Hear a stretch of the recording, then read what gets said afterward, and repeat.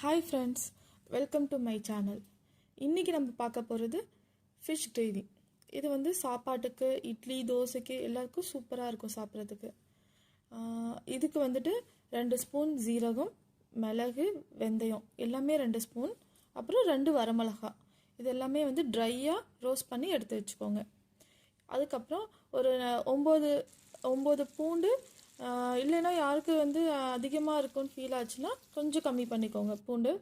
அதுக்கப்புறம் வந்துட்டு சின்ன வெங்காயம் 1 கப், அப்புறம் ஒரு அரை சைஸ் பெரிய வெங்காயம், இதையும் வந்து சாப் பண்ணி இதையும் வந்து ஒரு 2 ஸ்பூன் ஆயில் விட்டு நல்லா வந்து வறுத்து எடுத்துக்கோங்க.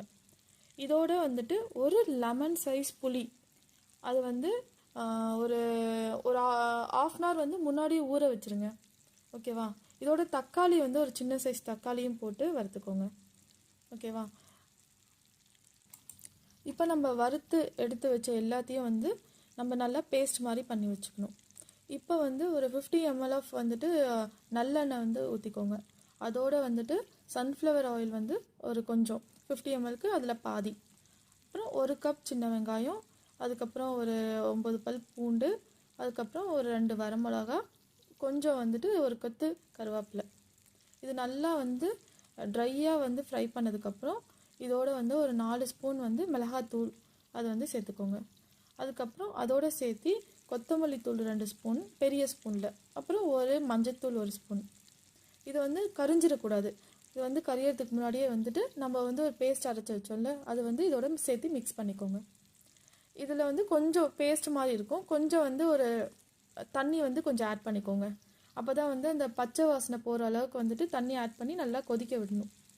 கொஞ்சம் ஒரு 5 மினிட்ஸ் கொதிச்சதுக்கப்புறம் இதோட வந்துட்டு நம்ம புளியை வந்து ஃபுல்லாக வந்து கரைச்சி அதில் வந்து ஊற்றிடணும்.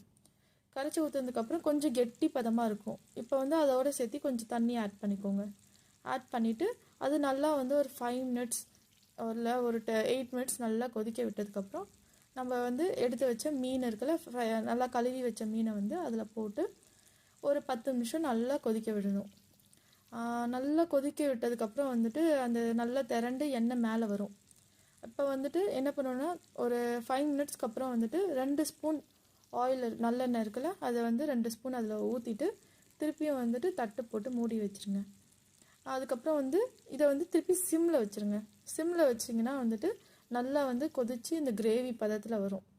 இப்போ வந்துட்டு நீங்கள் ஓப்பன் பண்ணி பார்த்தீங்கன்னா வந்துட்டு ரெடி டு சர்வ். இப்போ வந்து கிரேவி வந்து ரெடி ஆயிடுச்சு. Thank you all.